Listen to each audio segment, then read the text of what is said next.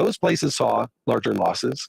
And it also seemed like the areas with higher death rates saw somewhat larger losses. So a part of it was schools, but another part of it was just, what was happening to families in the social and their social and economic lives. So what you're painting here is a more complete picture of the ways that school closures actually interacted with the implicit devastation of the pandemic itself and the pathology that it wrought upon folks to create what is the learning loss that we identified. And it makes sense that these things sort of interact. If you're in a community with a higher death rate, the probability that they're gonna close the schools out of fear of the consequences is higher. And so there's not just an interaction between these two things. There's actually mutual causality of these two things, right? That when the pandemic takes a higher toll on a community, the implications of being. Okay, I think I got my sound right now. I am playing on my hunter. It is Grenadier in the Strike playlist. And last week I just had a ball playing with the Mothkeeper wraps. I mean, it's kind of busted. It really is. And I think what makes it busted is that it converts your grenade into one of these moth cages. And when you throw the cage, it can spawn either it spawns two moths, and they will be either void or arc. The arc one will deal damage to nearby enemies, and the void one will fly to a nearby ally and give them an overshield. You really don't have any control over where it goes, and the moths are kind of slow, but they usually reach their target. It's rare that they just don't. So you convert like a sure hit to a nearby hit. What makes it busted is that on Strand, hunters get 2 grenades, and on top of that, the grapple grenade has a very short cooldown as compared to other grenades in the game. Probably half the cooldown already. So twice the grenades with half the cooldown.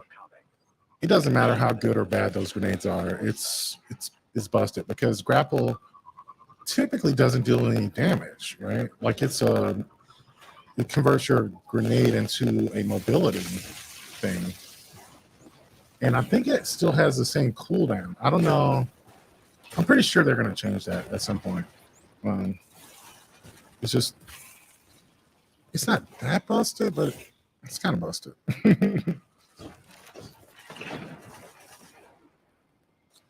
I have a few bounties that I'm going to do, but really, I'm kind of just farming experience and materials.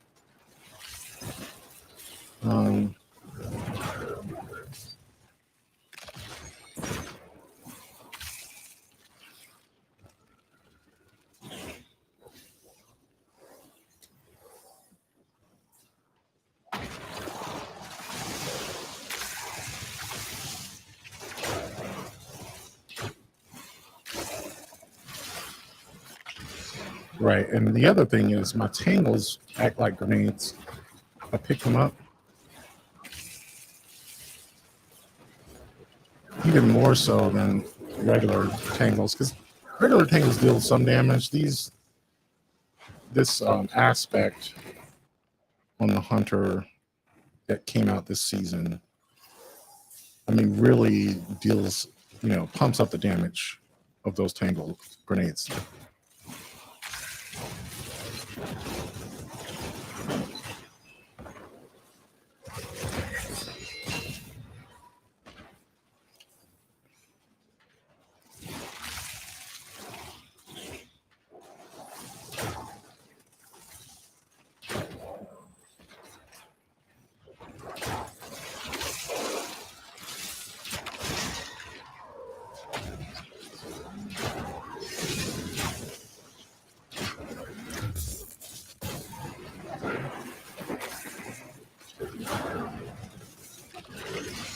But yeah, I forgot there's a third aspect. It's a fragment actually on the strand that when you deal damage, it gives you grenade energy.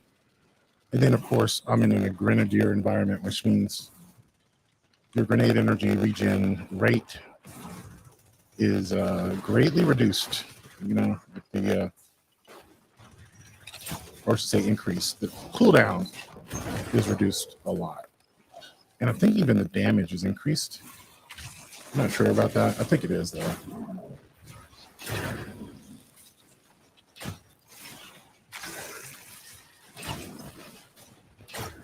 But I'm almost never without a grenade, right? Like it's just constant grenades.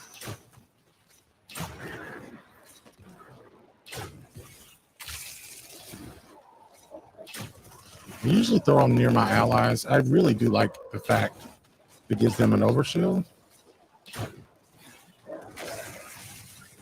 because they're your best asset in any environment. I remember having this conversation with someone about the fact that when he runs strikes, he's almost comforted by the fact that people are just horrible at strikes. I was like, I'm not. I do not expect people to be shitty. And more than often, they're not, because I don't expect it. You kind of get what you expect a lot of times.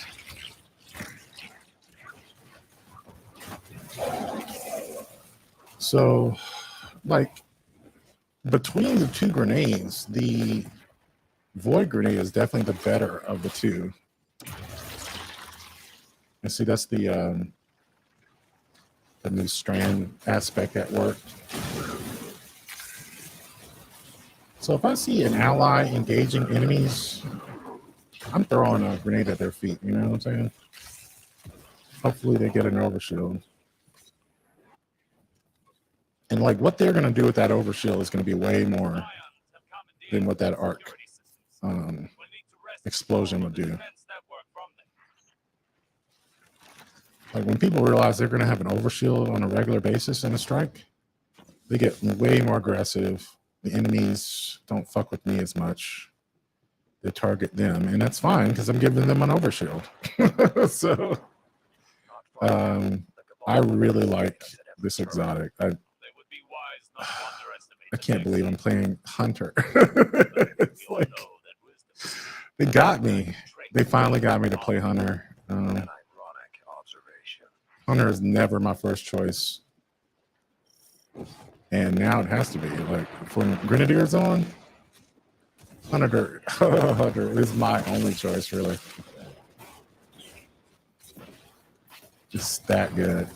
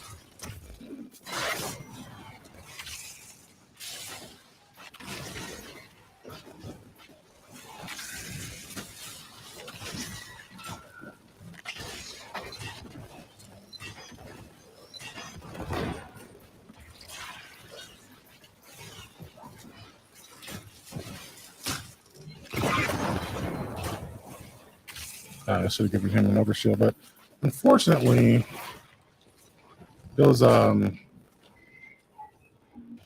things are coded as enemies even if they have a shield on.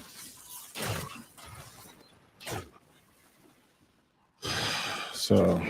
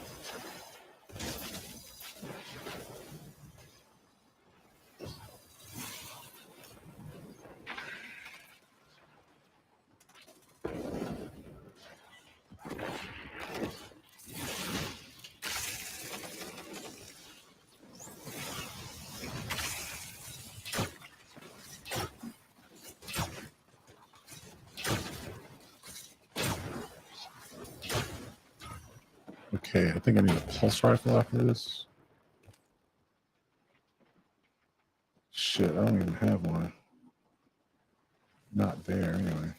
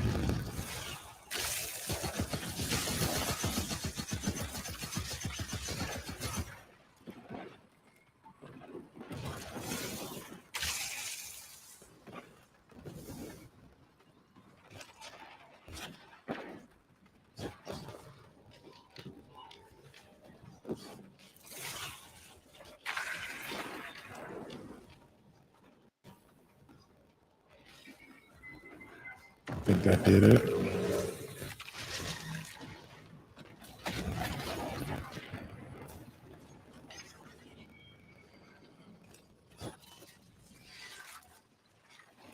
Got a few special ammo bricks. Yeah. It's quite a few. Look, I've all never seen this savvy with Rex technology before. This feels more elegant than what we're used to. No doubt a lesson learned from their failure at the sundial.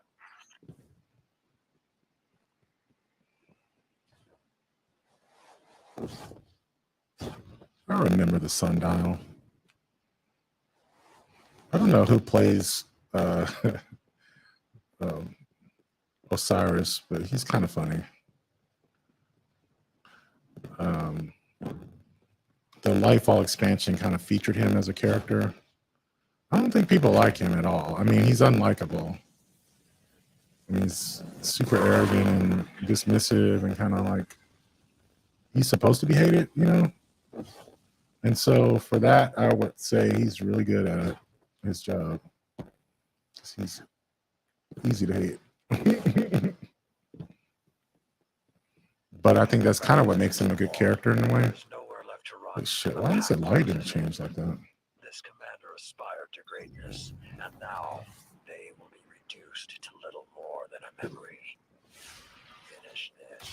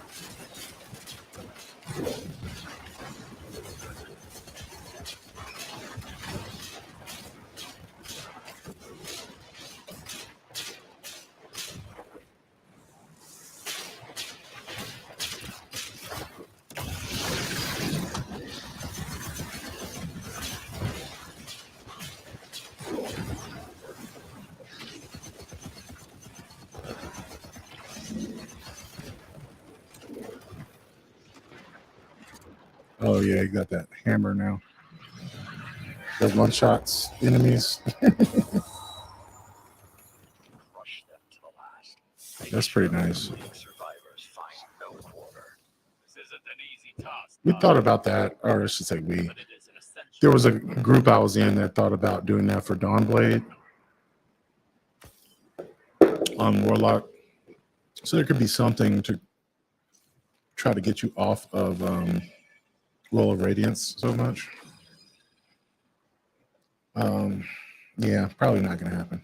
It's probably best that it's on Titan because it seems like a pretty decent damage output if you can make it happen. You know, you hit your hammer and you still have time to dish out some heavy damage or something. All right. Let's check out some of the news. Put this on. Collective, which is a progressive organization that's fighting for full student debt cancellation. Braxton, welcome back to What a Day. Thanks so much for having me. All right, so you're joining us just days after interest on federal student loans officially resumed. What are you and your fellow organizers hearing from borrowers right now, given that payments will be due in about a month? We're hearing so much. We're hearing some people's balances are simply incorrect. As you know, a lot of people had one student loan servicer maybe a couple of years ago, and now they have another. And so a lot can happen in that type of transfer of paperwork. We're hearing from people who started signing up for the Save plan, and it gave them a monthly payment that was twice or three times what they were paying before the payment pause. And then we're also hearing from people who are saying, I don't really have any good option. I'm just not going to pay, and I'm going to take advantage of what's called this on-ramp, where basically if you miss a payment or you don't make a payment, the interest will still accrue, but you won't be subject to any type of financial harm. For example, there won't be any ding on your credit. You won't fall into default. You won't fall into delinquency. And so some people are simply saying, I'm just not going to pay. You know, you mentioned the Save plan, that is Biden's program that he introduced to, lower borrowers' monthly loan payments. More than 4 million people were already enrolled in the program as of yesterday, and another million have applied for it since. What are your thoughts on this sort of plan? For people who make under $33,000 a year or make minimum wage, for people who can keep up with their payment, that's really great for them. And for millions of people, this is going to be one of the most, quote unquote, affordable student loan payments they've ever had. So that's really great for them.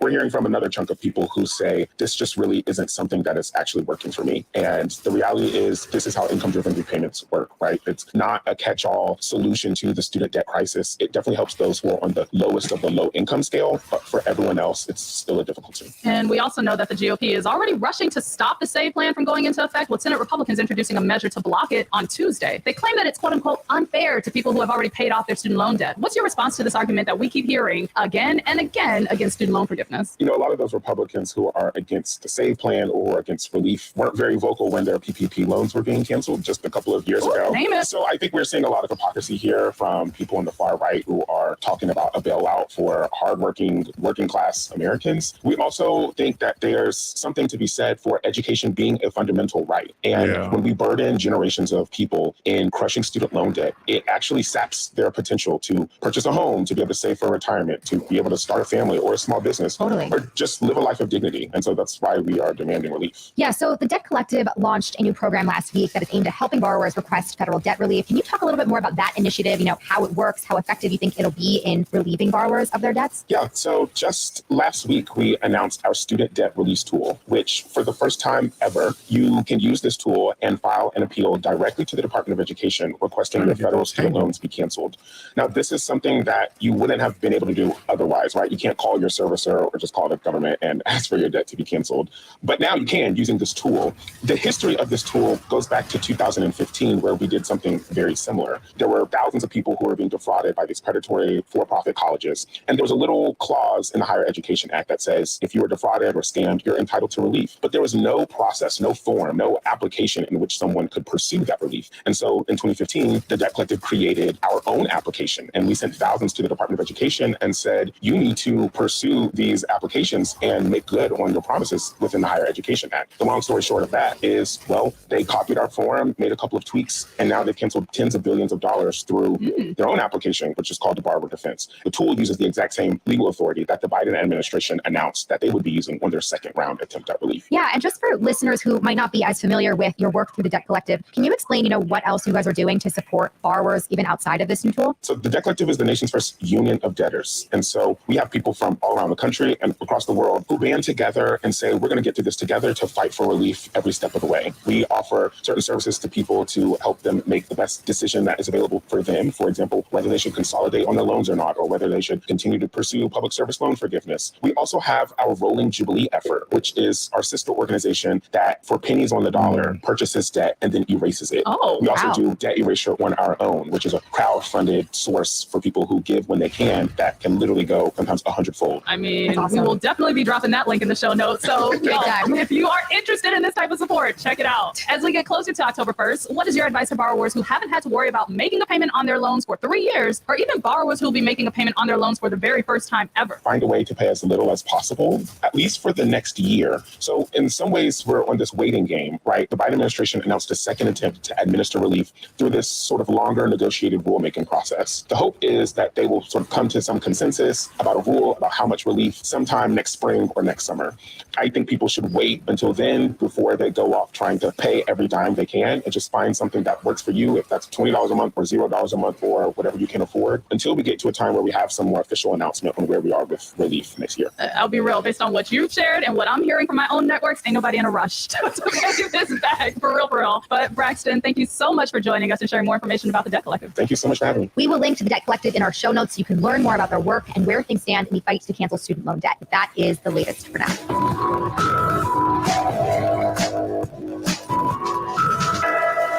Let's get to some headlines. Headlines. Federal judges yesterday struck down Alabama's congressional map because Republican lawmakers failed to draw a second majority black district. And instead, the three-judge panel ordered a court-appointed special master and cartographer to draw up 3 potential maps. The judges wrote Tuesday that they are, quote, deeply troubled that the state enacted a map that the state readily admits does not provide the remedy we said federal law requires. I mean, as they should have written, it's absolutely bananas that they got instructions and just did not follow them, decided to throw them out the window and presented them with something that was just the opposite of what they asked for. It is wild. I mean, all in the name of disenfranchising black and brown voters. So still very true to the history of Alabama. As you'll remember, the state's Republican-led legislature drew up a revised map earlier this summer that had just one majority black district and increased the percentage of black voters in another district to about 40% from about 30%. You know anything about math, that is nowhere close to the majority. And that redrawn map came after the Supreme Court in June upheld the panel's earlier ruling that the map likely violated the Voting Rights Act. Next, the court-appointed special master and cartographer have until September 25th to file their proposed plans. And all sides have 3 days from then to object to the proposals. A tentative hearing on those objections, should there be any, is set for October 3rd. The impeachment trial of Texas's Republican Attorney General Ken Paxton started yesterday. It's alleged that he tried to protect a wealthy donor from the FBI and that he attempted to thwart whistleblowers in his own office. For that, Paxton is charged with bribery, obstruction of justice, and disregard of official duty. It's not going to be easy for him to keep his job either. His party may control both halves of the Texas legislature, but over 60 Republicans in the House voted with Democrats to impeach him last May. Here's one of those Republicans yesterday during opening statements, Representative Andrew Murr, who's the chief impeachment manager. Mr. Paxton has been entrusted with great power. Unfortunately, rather than rise to the occasion, he has revealed his true character. And as the overwhelming evidence will show, he is not fit to be the Attorney General for the state of Texas. This trial in the state Senate is expected to last at least 2 weeks. Former Proud Boys leader Enrique Tarrio was sentenced yesterday to 22 years in prison for his role in organizing the January 6th attack on the U.S. Capitol. His sentence is the longest prison term so far among the more than 1,100 Capitol attack cases, and he is the last Proud Boys leader convicted of seditious conspiracy to be sentenced. Just last week, 3 other Proud Boys were each sentenced to between 15 to 18 years in prison. Prosecutors asked for 33 years behind bars for Tarrio, whom they described as the ringleader in the January 6th attack. While Tarrio wasn't in D.C. that day, prosecutors said that he orchestrated and directed the attack from a distance. He had been arrested only days before for burning a Black Lives Matter banner during an earlier pro-Trump rally in the nation's capital, and prosecutors said he, quote, strategically calculated his arrest as a means to inspire a reaction by his followers. As U.S. District Judge Timothy Kelly handed down Tarrio's sentencing Tuesday, he said, quote, Mr. Tarrio was the ultimate leader, the ultimate person who organized, who was motivated by revolutionary zeal. That conspiracy ended up with about 200 men amped up for battle encircling the Capitol. And for a Georgia racketeering case that we did not ask for, 61 people were indicted yesterday in the state on racketeering charges related to protests of the construction of the Atlanta Public Safety Training Center, better known as Cop City. The charges were brought by Republican Attorney General Chris Carr. The indictment claims that the Cop City protests are part of a broader violent movement that stems from the 2020 racial justice protests. Ooh, it's giving racism and lies. Like, Really is. The majority of those indicted already face charges over their involvement in the Cop City demonstrations. More than 36 people were charged with domestic terrorism in connection to violent protests, and several leaders of the Bell Fund have been charged with money laundering. As a reminder, local residents have been voicing concern over the $90 million Atlanta area training center for more than 2 years now, saying they're fearful of greater militarization of police and environmental damage in underserved neighborhoods. A part of the Great Wall in northern China has been severely damaged by a pair of construction workers using an excavator, of all things. The incident was reported to the Chinese government on August 24th, according to a report released late last week. Authorities said that 2 people, a 38-year-old man and a 55-year-old woman, caused irreversible damage to the wall and left a gaping hole while seeking a shortcut for work nearby. It is unclear exactly what kind of work they were doing. Those 2 people have been detained in northern China and charged with destroying a cultural relic, as they should have been. The Great Wall spans over 13,000 miles, and the part that most tourists see was likely constructed by the Ming Dynasty between the 14th and 17th centuries. The 2015 government report said that perhaps as much as 30% of the original structure has disappeared, prompting the country to take more measures to preserve the wall. But tourism, vandalism, and stolen bricks over the years have made that more challenging. Last month, a tourist was detained and fined for carving on the wall with a hairpin. So much to say here. One, gotta know what the job was. What were we like in such a rush to go do? Why did we think this was a good idea? I feel like that's number 2. 3 is just that how did nobody notice? They were just dismantling parts of the wall and you didn't notice until the point it became irreversible. I know there's 13,000 miles, but like what? Number 4 is, aside from construction workers damage, what the fuck is with people trying to etch their names into like the Great Wall, the Coliseum? Straight up ignorance. What are you doing? It is crazy. That's what bathroom stalls are for. Well, we don't deface any property, but okay. I do wonder what the hell that conversation between the 2 construction workers were like. Yeah, just ran through it. No, nobody's gonna notice. Just ran through that shit. Like, is that what they said to each other? I mean, we have to imagine. And those are the headlines. We'll be back after some ads with how every holiday weekend is better with Beyonce. Period.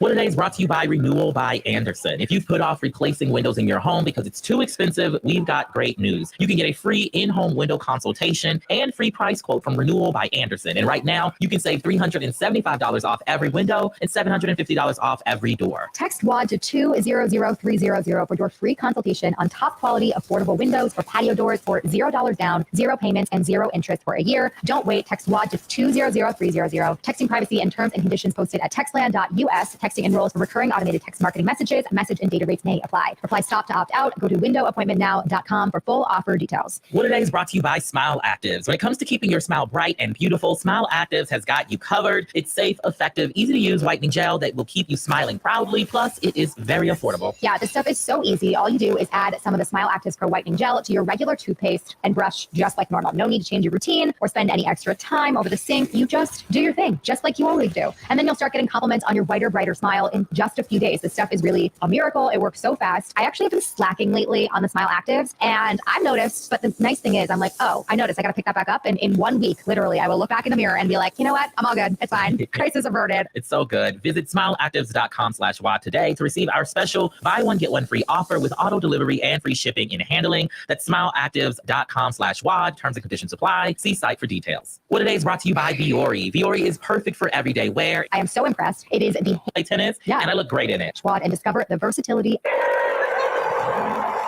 The person leading the singing to Beyonce on her actual birthday, that was one Miss Diana Ross. Juanita, what stood out to you the most from the reports about Beyonce's leg in LA? I mean, aside obviously from the presence of Diana Ross on stage. Right. She gave LA all 3 nights, the full show. I'm talking about Justice for Thick. LA got it. They got the Dubai Drunken Love ending. LA got it. I didn't get that, so I'm a little salty about that, but they got it. And she delivered on her birthday. Look, I guess I'm of the school. If I don't want to work on my birthday, I won't. But Beyonce is making me challenge that notion. Right? She did her best work on her birthday. And then to see her up there with Diana Ross, yes, I shed a tear. Yes, I'm an emotional girl. Yes, I love the legacy of Diana Ross paving the way for Beyonce and just like them having that moment. But what else got me was the fact that Beyonce took the time to thank her fans who've been with her since 1997 and all her bandmates. And I'm not just talking about Kelly and Michelle. She went all the way back to Latavia and Latoya and was like, girls, thank you. And she's just a real one for that. Like, I love her. I love her. Really? I love her. Priyanka, what'd you think? I love it too. I mean, the birthday brings out all feels. It was very fun to see between Beyonce and Taylor this summer. Does LA just get the shows of the century a specified dress code. I like that. Right, She had a vision right. for what she wanted the audience to show up with. They were playing a role in the show, and she was like, listen, this is what you got to wear. And they did it, and everyone loved it. And when the queen says, delight me with your silver sequins, you deliver, right? You deliver. Don't do it. I'm holding out hope. Hopefully one day it will be streaming, it will be in a theater, it will be somewhere where I can pay to see it several times. The rumor girls are talking. Apparently she's in negotiations to get visuals out. It's unclear which visuals, concert, or other pre-recorded content. Either way, I would be delighted to see more from Beyonce. Exactly. Just like that, we have checked our temps. They are as hot as Beyonce's whole wardrobe for the tour. Just Period. absolutely burning up.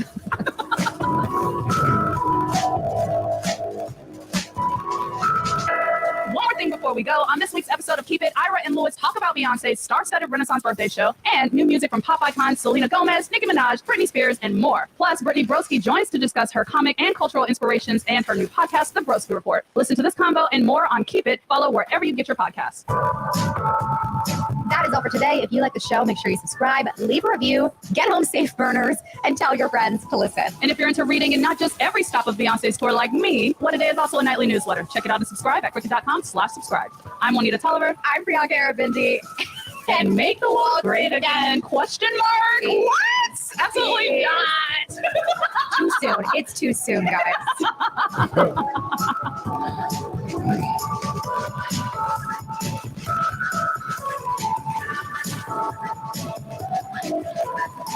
What a Day is a production of Cricket Media. It's recorded and mixed by Bill Lance. Our show's producer is Itzy Quintanilla. Raven Yamamoto and Natalie Bettendorf are our associate producers. And our senior producer is Lita Martinez. Our theme music is by Colin Gilliard and Kashaka.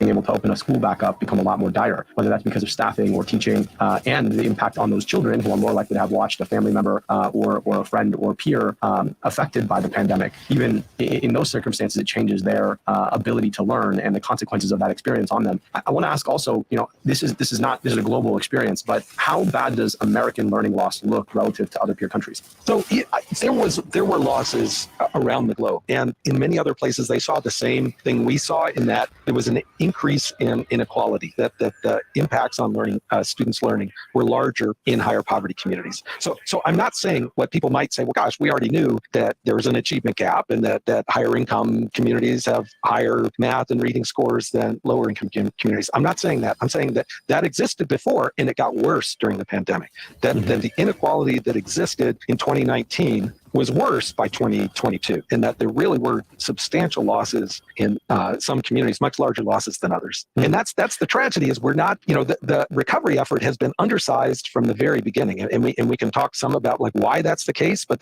that's the shame here, is that while we're sorting out, whether or not schools should have closed, or we're squandering an opportunity in our obligation to help students catch up. Can you talk about the role that the ongoing teen mental health crisis has played in this? So, I want to be clear, when we talk about teen mental illness, it got a lot worse during COVID, but it had been getting worse for a decade prior. Yeah. And I want to ask you, to what degree does school as an experience coupled with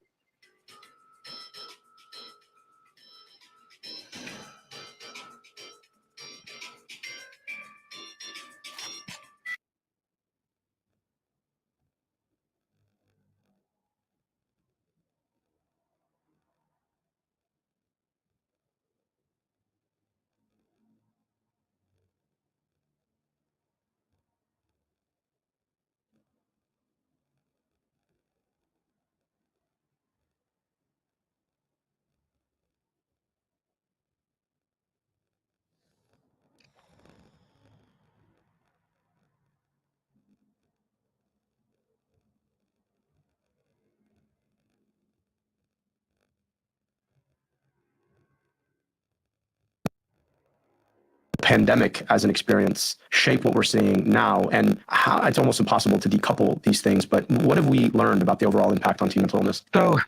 So I had my younger son was a freshman in high school during the 2021 school year. He had just started a new high school during that year, which was That's brutal. It was brutal to watch. He was somebody who always enjoyed school, but he's a very social kid, and it was hard to see him wake up. Hard to get him to wake up in the morning. His grades were horrible. There's no question that it had a gigantic impact on his mental health during that year, and certainly I still see lingering effects.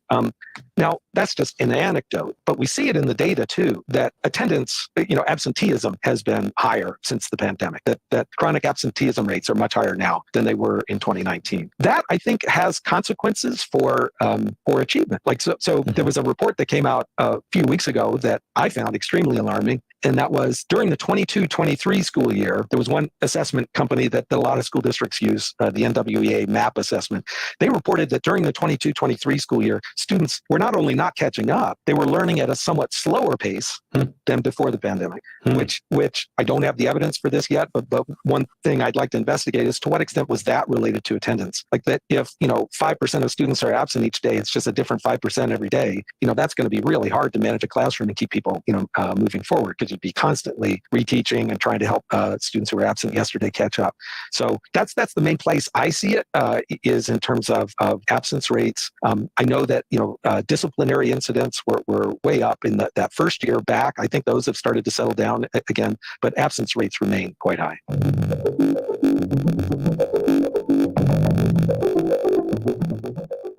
I'm reading two books about the evolution of the Democratic Party. One, called What It Took to Win, is by Michael Kazin, and the other, Left Behind, by Lily Geisler. But here's the thing about it. No matter what you're reading, books are the key to understanding both your past and your future. Whether you're searching for a political expose, an examination of class and society, or a fantasy novel that sweeps you away, bookshop.org has just the book you're looking for. When you purchase from bookshop.org, you're supporting local independent bookstores, so they'll be around for all of us to enjoy in the future. Book recommendations on bookshop.org come from real people who love books, not algorithms. And the best part, when you purchase from bookshop.org, you're supporting local independent bookstores, so they'll be around for all of us to enjoy in the future. Bookshop.org has raised over $27 million for local bookstores, and they're unapologetically anti-Amazon. They believe local bookstores are essential community hubs that foster culture, curiosity, and a love of reading. And they're committed to helping them survive and thrive. Bookshop.org is a certified B Corp and named Best for the World by B Labs. Visit bookshop.org/crooked and use code AD to get 10% off your next order. That's code AD at checkout for 10% off your next order. America Dissected is brought to you by Article. Listen, whether it's the Scandi or the boho design, or it's the affordable pricing, or it's the easy, hassle-free shipping, or it's the fact that your furniture will last a long time, Article really is the choice for you. And that's because Article believes in delightful design for every home. And thanks to their online-only model, they have some really delightful prices too. Their curated assortment of mid-century modern, coastal, industrial, Scandia boho designs make furniture shopping simple. Article's team of designers are all about finding the perfect balance between style, quality, and price. They're dedicated to thoughtful craftsmanship that stands the test of time and looks great doing it. Article offers fast, affordable shipping across the US and Canada. Plus, they won't leave you waiting around. You pick the delivery time, they'll send you updates every step of the way. Article's knowledgeable customer care team is there when you need them to make sure your experience is smooth and stress-free. Article's offering our listeners $50 off your first purchase of $100 or more. To claim, visit article.com/AD, and the discount will be automatically applied at checkout. That's article.com/AD for $50 off your first purchase of $100 or more. Support for this podcast comes from the Marguerite Casey Foundation. What fuels and sustains activism and organizing when it feels like our worlds are collapsing around us? Let this radicalize you. Organizing and the Revolution of Reciprocal Care, a new book out now at Haymarket Books, shares stories that illustrate possible answers to that urgent question. Now you can hear directly from the co-authors of the book at Marguerite Casey Foundation's virtual book club, Reading for a Liberated Future. Together, their series of more than a dozen book club events offers a course toward a liberated future. Learn more and sign up for the book club at caseygrants.org/book-club.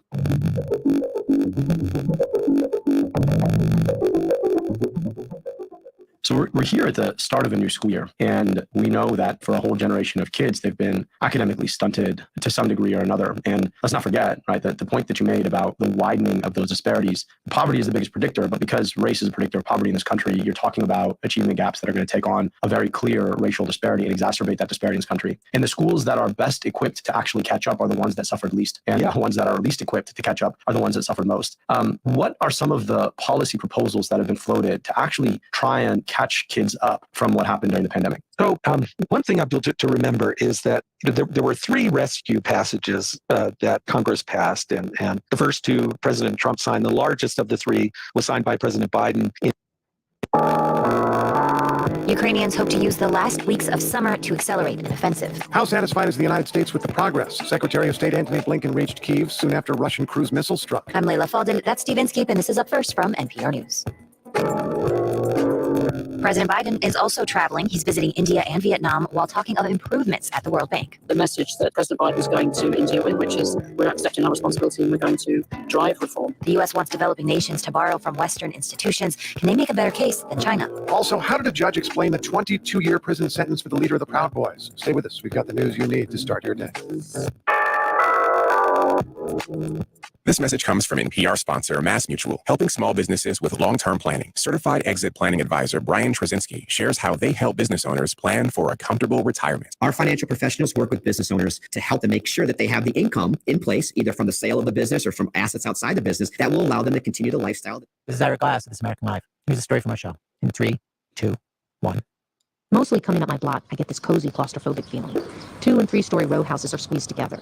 There's the Nelson's house, where I first got drunk playing cards. Next to it is Erica's dad's house, where I heard about Nixon's Annulus. 2 doors down is 1773, where Frank Sanchez's mother shot his father in the bathtub. We stayed up all night that night. And then, in the middle of the block, right before you get to the firehouse, the light opens up. A low stucco house stands apart, set back from the street. It's an old farmhouse, really, painted peppermint green and surrounded by a saggy picket fence. The oldest house on the block, built when there were just fields here. Bobby, who grew up a block over, says it's the kind of house he and his friends went to on purpose on Halloween to scare themselves. We stand on the sidewalk looking through the pokeweed and evergreen bushes, which come up to our shoulders. It's closed up. There's no sign. It looks like no one lives there, like nothing. And there's sheets in the windows. There's no lights hardly ever on in there. So it's just a spooky place. The house belongs to Mrs. G. She's 85 and has lived on my street since the 1940s, although she acts like she's still on the farm she grew up on in North Carolina. I see her scatter food scraps for the birds like her yard is a chicken coop, but the breadcrumbs and fish heads draw more rats than sparrows. It stinks so bad that the UPS man, Gansey, he won't go to the door anymore, and he just leaves her packages in the yard. Neighbors wonder about it all the time. Now, I've seen the backyard. I've seen the front yard. I've never seen anything inside the house. Only rumors. The only thing I know about the interior of that house, I believe, is all rumor.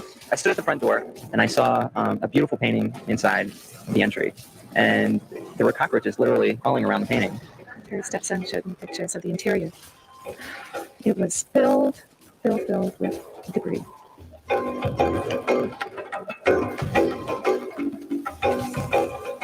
Mrs. G will sit on a cement bench in the middle of the pokeweed all day. She used to be there with her warty-looking dog Morgan, and he died a few years ago. She took a bad turn after that, started looking raggedy and wearing pants and shirts with big tears. I find myself looking away when I'm talking to her because it feels wrong to get a glimpse of her pale, creepy skin. Around the time that Morgan died, the rats really started taking over. Maren lives 3 doors down in 1773. I have seen these rats. I'll be talking with Mrs. G on the sidewalk, and behind her, the rats will be in front of her door just hopping, like playing tag. In broad daylight, my goodness. They're very bold. And they're felt very well at home because she ignores them, chooses not to see them, or maybe she even feeds them. Perhaps they're her pets. I don't know. Rats act differently at Mrs. G's house. Out of the blue, about a year ago, Judith, my neighbor, the lawyer, she called to say Mrs. G pets the rats. Have you seen her, Judith? No, she said, but Bibi has. When I asked Bibi said, I didn't see her, someone else did. No matter, Mrs. G is now the lady who pets the rats. On the one side of Mrs. G's, there's the firehouse, and on the other, there's Bibi and Fernando and the 3 kids. They've lived next door for 20 years, and in the last 4, it's become horrible. A few months ago, the family cat and dog, Gata and Tinkerbell, started to sit like statues in a kitchen pantry, just sit there, staring at a big bag of pet food. At first, Bibi and Fernando thought their pets had suddenly become really smart, able to communicate that they were hungry. When they moved the pet food, though, they found a huge hole in the pantry floor.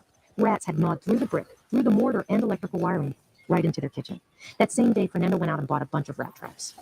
The first time that I got one, it was like I think it was a 6-inch big rat over there. You caught one in the house? Right there, on the sink. Mrs. G is lucky that her next door neighbors are Fernando and Bibi. They are both community activists. They believe in compromise and working things out. Sit with them a while and they'll tell you that it hasn't been all bad living next to her, that she's great with their kids and their pets. She's part of this community. She's one of the best community members that we have. She walks the street all day. She talks to people. She's very friendly to all the people on the block. She say hi to everyone. She's luckily school in the block. And every one of us talk to her. We are not walking away from her. We don't agree with her. It's true. Every month, Mrs. G brings me a $20 bill for the neighborhood fund that helps pay rent for an elderly carpenter who can't afford the rising rents on our street. That's much more than some of the high-powered lawyers on the block have ever given. For years, Bibi and Fernando have tried talking to Mrs. G about the rats. They've talked to her over and over. They offered to help her clean up her yard and the house. Mrs. G always says, I'll take care of it, but nothing gets done. And the rats keep multiplying. We really feel very much caught. This is an elderly person who clearly needs help. Our way and who we are does not allow us to impose certain kinds of things that would put her in a position that she would lose property or even her own freedom. This really drives Bibi crazy. She can fix most anything. I go to her when I'm stuck on tough problems. Tenants facing eviction, a suicidal teen, or a kid who can't read. Bibi always knows what to do. She started to feel trapped, though, in her own house. She couldn't sit on her porch or leave her windows open because of the stench of the rats and the cats. It's not our nature to use enforcement. But here, this is a situation where, there's very little we can do. We've done the talking.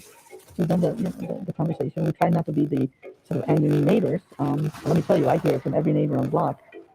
And very often I hear, so why don't you do something about it? So, 3 years ago, Bibi finally called the Department of Housing and the Department of Health for an inspection. Nothing happened. Bibi called again, knowing full well that if the system ever got triggered, serious things could happen to her neighborhood.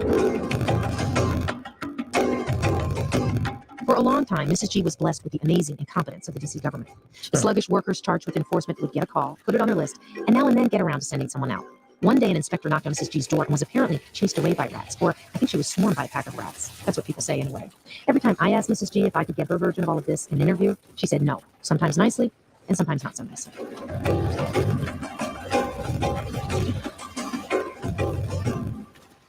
Seeing the government failing, Judith, the lawyer, made a calculation that money might be the thing to move Mrs. G. She dispatched a developer to buy both her houses. With the DC housing boom, they're worth, even in their terrible shape, at least $1 million. The developer called me to find out what I knew, and after a while, he laid his cards on the table. I just put my grandmother in a home, he said, and I can help Mrs. G get into one. I was beside myself. I couldn't imagine anyone but Mrs. G in that house, rats and all. And what was this developer planning anyway? To whitewash the house, maybe bulldoze it and build condos? You see, that's how rumors get started. I actively, viciously spread rumors about this developer because I didn't like the way he said she deserves to live in a nice place. I got my neighbors riled up. I dangled the gentrification threat, which worries old-timers on the block. I even got Fernando going, even though a developer could be his salvation and his key to fresh air. I think that's this anti-neighbor approach. That's really jeopardizing the neighborhood and the community. Because if that developer is coming, it's affecting every one of us. And that's the problem. Because I, as a neighbor, if I see that you bring a 15-unit building next to my house, I will scream and I would prefer to keep her. In the end, it was Mrs. G who stonewalled the developer, wouldn't talk to him, even after he left her flowers. She is masterful at sidestepping people. It's hard. I want Mrs. G to change. I want her to quit creating problems for my neighbors. And yet I admire her stubbornness and tenacity. But you know, what is she holding on to? A big pile of putrid garbage and wet newspapers pasted thick with cat piss? This is something both Phoebe and Marin have thought about. Clearly, from conversations with her son and others, something drastically changed when her husband died. And somehow, a part of her has stood still. She's talked about her husband a lot. It was a real love story. They were, I guess, sweethearts in high school, but then they married different people. And years later, they reunited and married, and it sounded like they were very much in love. I've heard neighbors say they used to walk down the sidewalk hand in hand. Yeah. My Claude is what she calls him. My Claude could fix anything. There was a time the greenhouse had all its shutters up, every picket in place.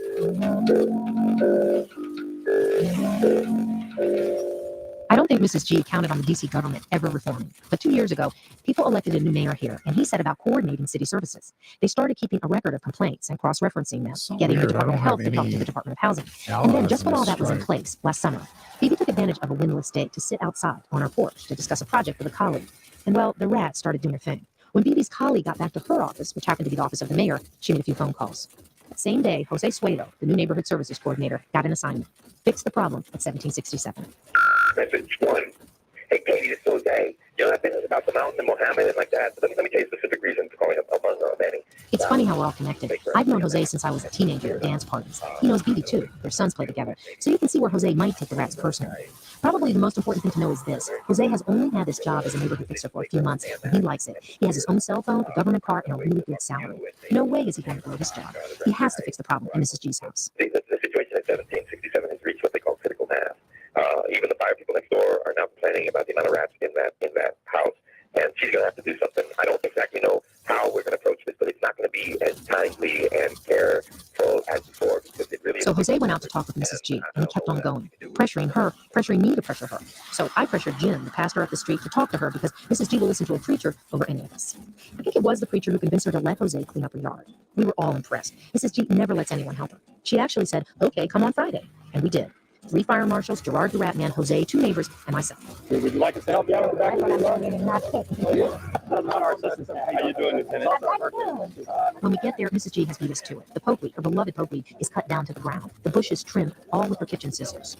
Mrs. G stands in her yard, the front door fully visible for the first time in 6 months.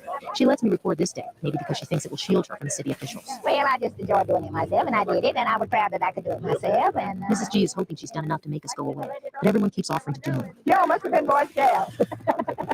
Mrs. G is laughing, but I can tell her teeth are clenched. She never sounds this high-pitched. She's really softer. Robbed of their mission, the city workers poke around for something they can do. Can we raid? No. Can we put a smoke detector inside your house? No, no thank you.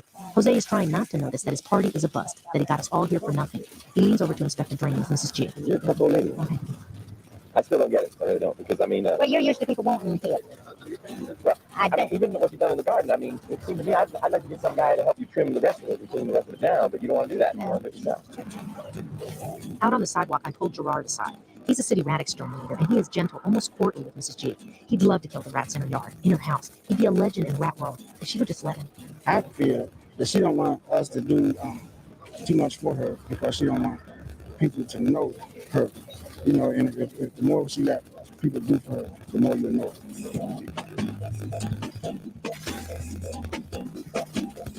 And what would we learn? That she doesn't mind roaches and rats? We already know that. I keep thinking about what Mrs. G said to Jose. You're used to people wanting help. It's true, we all are. You figure if someone's alone, struggling with things, then all they need is their neighbor's help. And if the neighbor offers help, well, problem solved. It bugs us when people say no. It bugs me anyway. I want to say to her, Mrs. G, you help Paul every month with his rent. Why won't you let us help you? 3 weeks ago, I went down to Didi and Fernando's house. They're all dreading what's going to happen this summer. It's been 8 months since the city came out, and the weeds and rats are out of control again. Didi says the cleanup was purely cosmetic, but no one ever makes a real dent in the problem. One of the things that I'm afraid of is that at one point, the infestation of rats is so big in the house, and the house is too old, that at one point the rats will eat one electrical wire. And that will cause a major fire. And she will die, and everyone will feel guilty for a couple of weeks, and life is going on. We should call and get the house condemned, Fernando says. Phoebe looks at her husband and answers, okay, do it. Makes a call. There's a pause. And then he mutters, I feel too guilty. Mrs. G goes to the grocery store every day. I look out my window and see her coming back from the Safeway dragging a cart full of cat food for the sprays. On Sundays, though, Mrs. G combs her white lady hair to the side, puts on a skirt, a blue one usually, and walks up to the Baptist church on 16th Street. After the service, Sarah, the secretary of the church, comes and visits a while. They sit outside on a bench and talk. Never inside. Not even Sarah goes inside. If it's cold, they just zip their coats up. Next door, Fernando has come up with a new approach to his neighbor problems. Talking failed, government failed, and real estate money failed. He just installed an anti-rat device, an electronic box that sends out a signal painful to a rat's ear. From Mrs. G's yard, with the poop leak coming back, you can barely hear. Katie Davis lives on her block in Washington, D.C.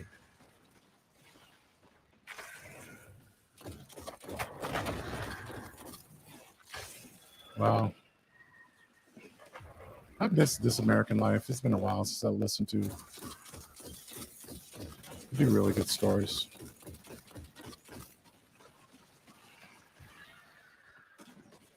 All right.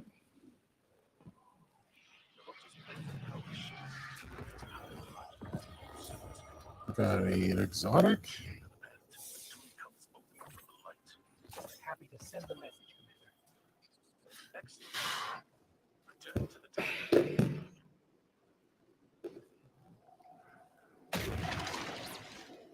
I think I will go to the tower.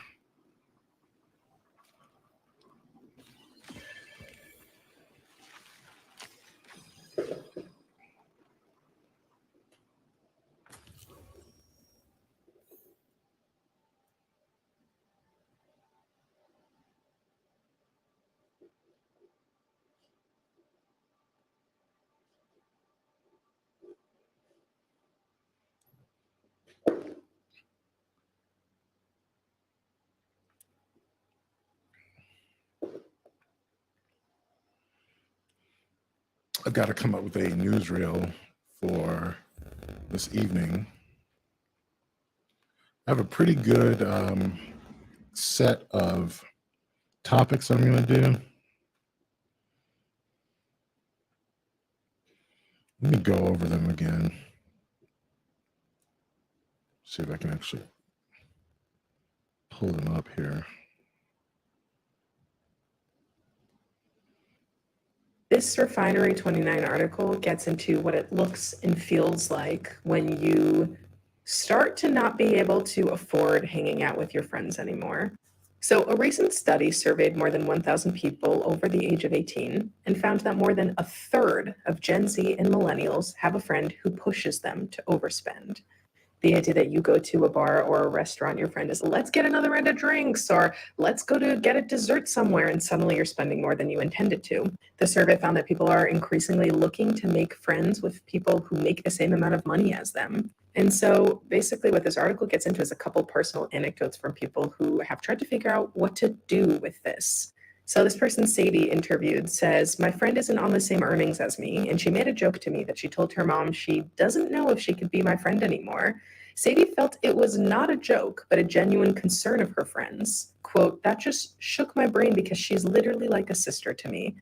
And so much of this could obviously be resolved by talking about it, but it, as with any other thing related to money, it is so hard to discuss, even with people that feel like siblings to you. According to a survey, 55% of people don't feel comfortable opening up when they have worries about their financial situation, more than half, despite 48% admitting that they have regularly worried about money recently. Shame or embarrassment was cited as the top reason for not wanting to talk about money. And here's a really good quote. It's very isolating when your friends are doing well and don't understand that you're struggling. It's hard to emphasize how bad things are going and how limited you really are. To admit that you do not have the money to go out to a certain place is to admit some sort of lack, and that's painful to admit. And especially in our world where we tie how much money we make to our senses of self-worth, competencies, qualifications, identities, it can feel as if admitting how much money you do or don't have is like a personal or moral failure, even to your closest friends. So essentially the main thing is, especially if you are the friend who makes more than everyone else, is to discuss expectations and where everyone is at. I think personally, the one who makes the most has the most power in the situation and really could be the one to initiate these conversations. But really anyone should in the friendship. They say it's important not to assume that all friends who spend more than you aren't happy to adjust your budget. Meaning, if you talk about it, what's to say that the person who makes a lot more won't just be like, oh, let's just get one drink. Let's just go, because they probably won't. Give them a chance to make plans that suit everyone's budget by letting them know what you're comfortable with financially and going from there. It's a very good point. Okay. So that's going to be an interesting topic, I think. Let me go on to the next one. Straight kids look to their straight parents to see how things are going in a world made by straights for straights. But where are our positive role models when queer as folk explicitly doesn't want to provide any? Dad, can we talk? Yeah? There's this guy, but he's only a top like me. So I'm wondering, if I want a bottom, what's the best way to prepare? And should I practice with the guy who only has an S according to his gay Romeo profile instead of an XL? Plus he'd pay for it too. I mean, we're not exclusive anyway, but Dad, should I take PrEP even with the condom because of HIV? What? Okay, but if a straight boy were to talk to his father about a girl, that would also be a men's conversation between father and son. My point is, I could only learn from gay filmmakers, book authors, blogs, or experienced gays on forums. And they have a completely different relationship to shame and sex than I do, because I grew up more liberally without anti-gay laws and the AIDS crisis. And yet I've adopted their ideas of what makes the gay community or the scene what it is now. Okay. When you're not triggered, it's natural to forgive. Everyone wants to try to skip to the end. Oh, you better learn how to forgive. Oh, you better practice gratitude. Oh, you better do this, or else. Well, wait a minute. I don't really feel that way. I don't really believe that. Sorry. It's like, oh yeah, that's a nice idea. How the hell am I supposed to do that when I hate their guts? And so this is about being real with yourself and going, you know what? Maybe you're angry. You know, part of the problem with my parental relationships is I just was so mad at them all the time. And I should have been. And that's what I learned through doing this process. And I'm like, that's actually appropriate. Who wouldn't be angry at their behaviors? So you let yourself off the hook, and then you naturally let them off the hook. But it's by holding them to the fire in a correction, not in real life. Last thing I want you to do is go to your parents and be like, oh yeah, now I want to talk about all this stuff that you did. It's just not necessary, and that would get you nowhere, because people try that. So you're kind of moving into forgiving them, but remember, it starts with yourself. You're saving yourself from what happened, and then it's easy. All right. Next one. Simping is an internet slang term describing someone who shows excessive sympathy and attention towards another person, typically someone who does not reciprocate the same feelings. Y'all should never let me hear this definition, though, because it's on and pop. So quick context, if you're familiar with my platform, you know that I speak up for and in defense of women a lot. And usually in my comments, I end up getting called a simp. But now that I know the definition, I now know that a lot of y'all is mad at me because y'all used to be simps. Or the way that it is that you engage with women is not working. And you believe that speaking up for or in defense of women is just another way to manipulate them in order to get draws. Woo. So in this video, I'm gonna break down why simping or being a manosphere motherfucker doesn't work either way and how to stop simping. And hopefully it'll help you out with your endeavors with the fair sex. But before we get to that, quick side note. This definition has also taught me that a lot of you manosphere motherfuckers are bitter because y'all used to be simps and you got taken advantage of by women. But that's not it. Y'all got taken advantage of by women in the same way that men take advantage of women.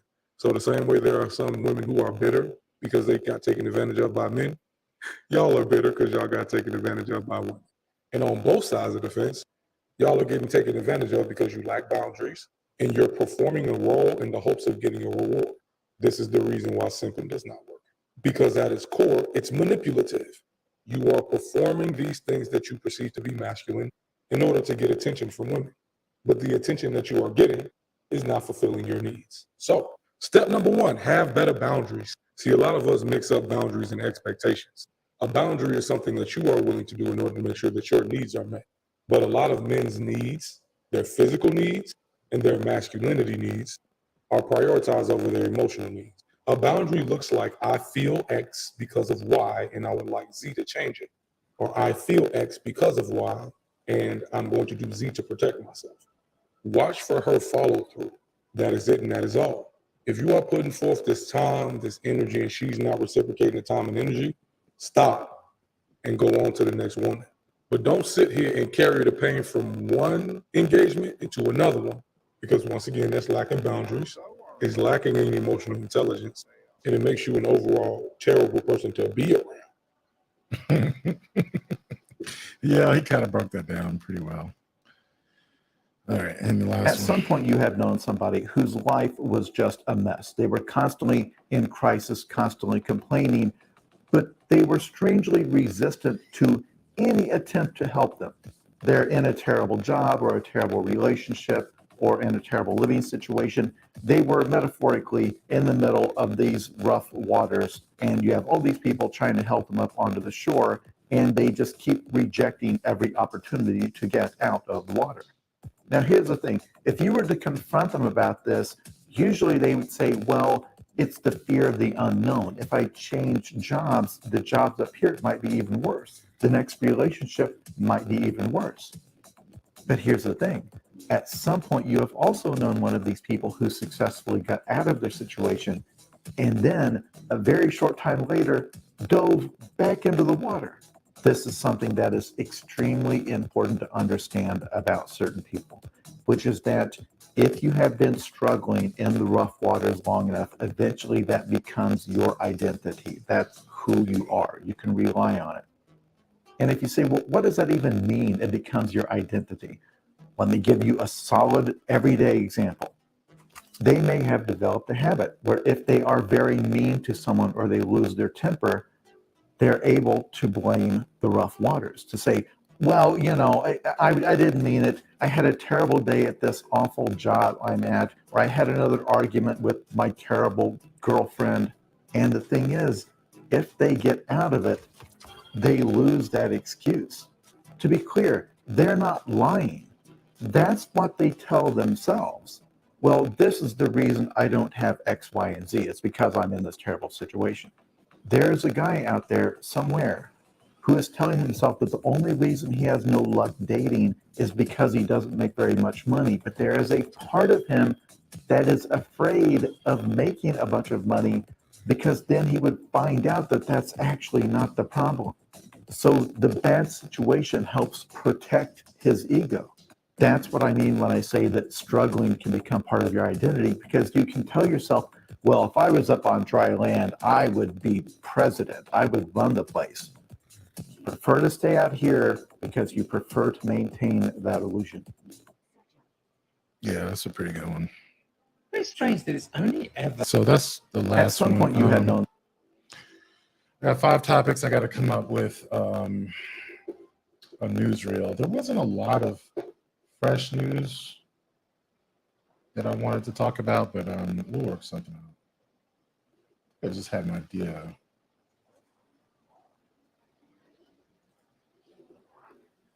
I haven't used Outbreak Perfected in a while. I was thinking about this because I have so much, the nanites should give me more grenade energy just on that. And then got the scavenger health regen.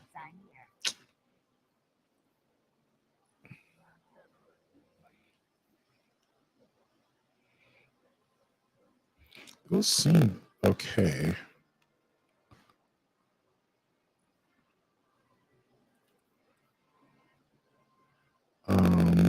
I could go kinetic loader. Yeah, I should just do that.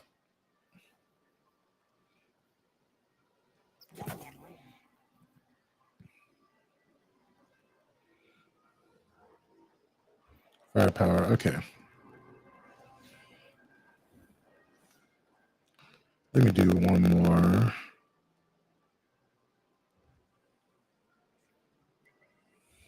I have to get my laundry out. It's going on 4.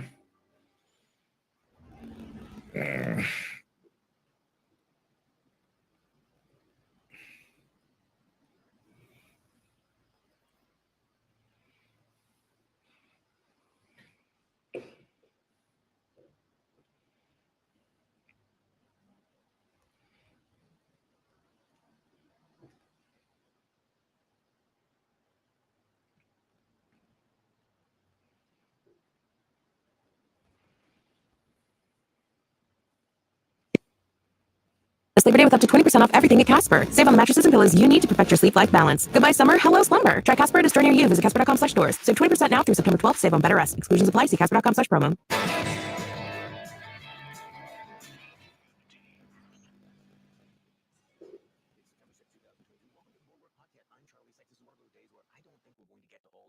Stuff. So joining me on the podcast, our good friend Adam Kinzinger, former congressman from Illinois, founder of Country First, also now a political commentator for CNN and a crucial member of the January 6th committee. Good morning, Adam. How are you? Good. I'm glad we have so much good stuff to get to. I mean, I heard you saying the other day, like, what happened to August? Like, you know, August used to be boring. Now we're in September, so it's like August on steroids. I have here on my list, I want to talk about Tommy Tuberville. I want to talk about Marjorie Taylor Greene holding Kevin McCarthy hostage. You know, I want to talk about Peter Navarro. I want to talk about Jack Smith. I want to talk about, there's just so much stuff to talk about. So let's just start with this. The big news of the last 24 hours, the Proud Boys sentencing. Enrique Tarrio, who was one of the leaders of the Proud Boys, received the longest sentence yet of any January 6th defendant. He got 22 years. So talk to me about that, your reaction, because, you know, it's taken a very, very long time, but these are the big sentences now. And of course, Enrique Tarrio and people like Joe Biggs were convicted of seditious conspiracy. Let's just underline this, seditious conspiracy. So 22 years for Enrique Tarrio. This is, it's the right thing. There has been this, I don't know, this sense that has crept into, I don't know if it's been, if you want to call it Republican politics, conservative politics. Since I've been elected, there's always this kind of undertone of, oh, we're all hoarding our weapons because someday there's going to be a civil war. I mean, you heard people talk about that all the time. And, you know, there's going to be a day we need to overthrow the government. And we all took it kind of lightly, you know, like, oh, well, you know, of course, whatever they think. But that day came. And these people, particularly like some of the Proud Boys, the Oath Keepers, they actually coordinated, they pre-planned. You know, they had weapons outside of Washington, D.C. to bring in when Donald Trump declared the Insurrection Act. And so, you know, if you have somebody that just kind of, I don't want to say inadvertently because it takes away responsibility. Somebody that crossed the line kind of in the heat of the passion, you know, they deserve prison time. They deserve what they get. But somebody that spent days planning this and sparking it certainly deserves what he got. And I frankly, I hope he doesn't get out early. And all you have to do is see what his supporters and people.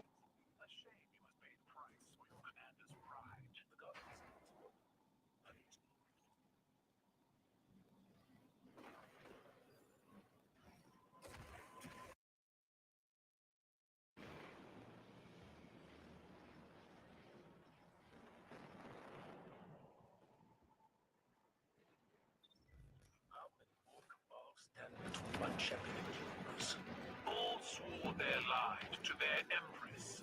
They can use them as they wish.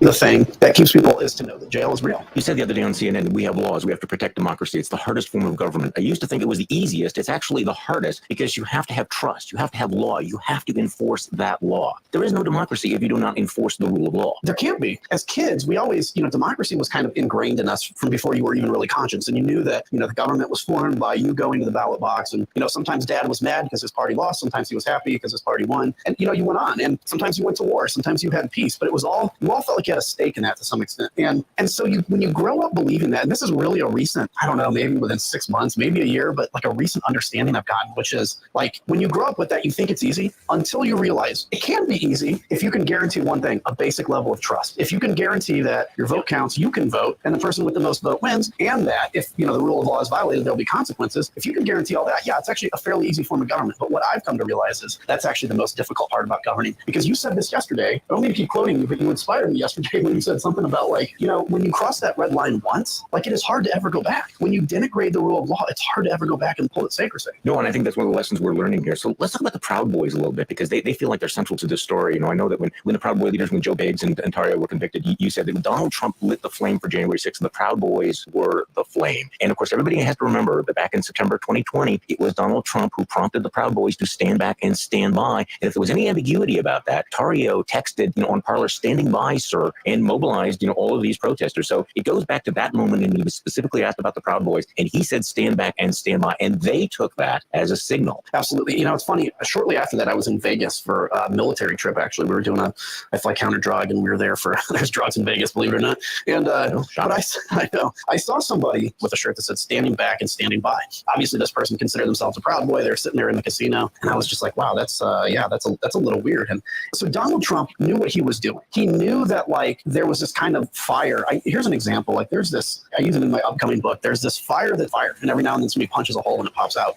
So it's like on the politics, it's that. There's this underburning fire. Mm-hmm. And when Trump says something like "stand back and stand by," he's basically punching a hole and allowing that to explode, but the fire still burns. And so, yes, they are very responsible. Donald Trump lit the fire and set it and basically convinced these folks, feels like through some of the text, convinced these folks that he knew what they were doing. He was on their side, and they were basically fighting this mission for holiness. And everybody bears responsibility on that. I want to say one quick thing, too, about like whether it's the Oath Keepers, the Proud Boys, or whatever. They prey on men that feel disconnected. And I can understand this, like, because I fought with these, like when I got back from Iraq, and, you're kind of sitting there, I was fortunate to be able to transition that into a run for Congress and kind of have a purpose, have a goal. Mm-hmm. But if I wouldn't have had that, if I just came back and the government pat me on the head and said, "Here's a check the rest of your life, now go fishing," I'm sitting around looking for a purpose. And what the Oath Keepers do, and they did this to me, by the way, they tried to recruit me before I even knew what they were, as I was running for Congress. Yeah, somebody came and said, "Hey, we're in this group, the Oath Keepers, you made an oath to the Constitution." And back then nobody knew what they were. And thankfully I didn't join the Oath Keepers. But, I understood what they were trying to do, which is take somebody that feels disaffected and give them a mission. And that's a very dangerous place. And that's a bigger discussion, by the way, for this country, is how to give veterans not just a paycheck and not just healthcare, but a purpose. That's a much broader discussion. But that is what these groups are preying on, that disconnected sense, frankly, of men, of a certain age. Okay, this raises a very interesting question. Because I was going to ask you about, it's very clear there's no remorse whatsoever, as you pointed out. Dominic Pizzola, who is, weeping before the judge, begging for mercy as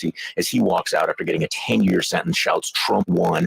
These guys are not sorry for what they did. Right. I guess the question is, the whole point of the prosecution and these long sentences is deterrence, is to say, don't ever try this again, don't think about it again. But is this really going to put an end to this sort of appeal? Or if it really is this phenomenon of disconnected men, and they're constantly being fed this constant diet of revisionist history in 1776, etc., will it have that effect? I mean, will groups like the Proud Boy shrivel up and die, or are they going to actually grow in this current environment? What do you think? It's an interesting question, and my prediction is I think they do shrivel up, and whether they die or whether they just shrivel up, I don't know. Look back in the 1920s, there was frankly, in Wisconsin, Illinois, Indiana, our stomping grounds, it was the rise of the Ku Klux Klan to the point where they had a couple, they were huge. It's interesting. So in my district in Princeton, Illinois, they were doing a renovation on a theater, and they found and showed me like a ticket to the Ku Klux Klan rally from 1920 or whatever. I'm like, right there in Princeton, Illinois. Mm-hmm. And so that had grown to 1 million or 2 million people. And then eventually the head of the Ku Klux Klan gets arrested for basically child rape. He raped a 16-year-old girl, and that killed the Ku Klux Klan. And I think something similar is is going to happen here, whereas these leaders are going away. That's some institutional knowledge. They're not winning, right? When your leaders go to jail, you're not winning, at least in the short term. So I think it's damaging. That said, I don't think that means that this kind of strain is gone. It may just metastasize into something different. But I do think like Proud Boys and Oath Keepers, the best thing they had going for them was anonymity, and they've lost that. Let's talk about some of the reaction to all of this. So Enrique Tarrio gets 22 years. Joe Biggs, one of the other leaders of the Proud Boys, got 17 years.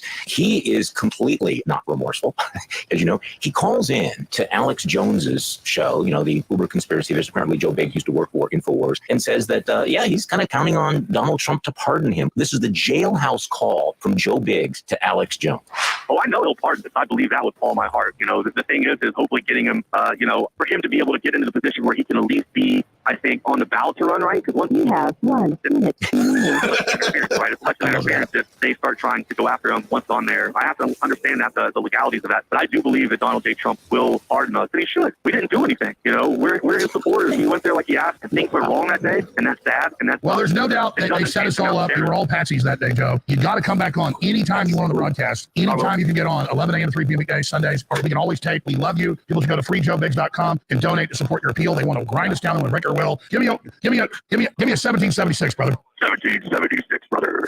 Oh my gosh, what a dork. Adam, what a dork. Donald Trump is encouraging this retconning Wow. the attack on the Capitol, the riot, the beating up of the cops, as somehow this modern day 1776. And he has clearly encouraged them to believe that if he's elected, he will pardon them. He will wipe it all away. Yeah, I mean, look, remember Lauren Boebert tweeting today that 1776 on January 6, 2021. I know some of your listeners, there is this special, as we've been talking about, this special feeling about, being willing to take the government on, to take on tyranny. And that's what they're tapping into. And when you say, give me I can imagine George Washington, like, give me a 1776, brother, it's like, bro.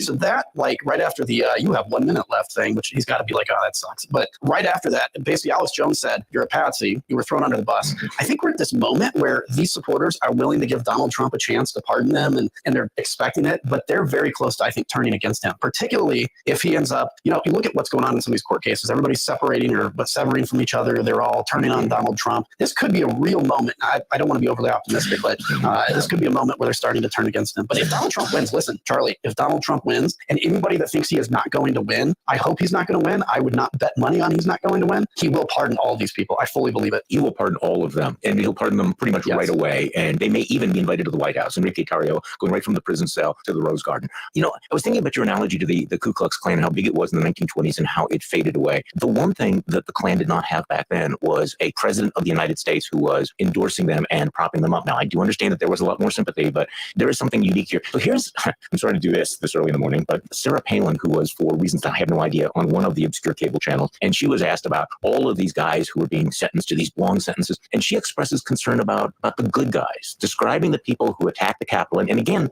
it is this disconnect. You spent a year of your life documenting what happened on January 6th, the violence, the deaths, the brutalization of the cops, the attempt to stop Congress, all of this. And in the minds of people like Sarah Palin, holding people accountable is punishing good guys for being good guys. Let's just play this.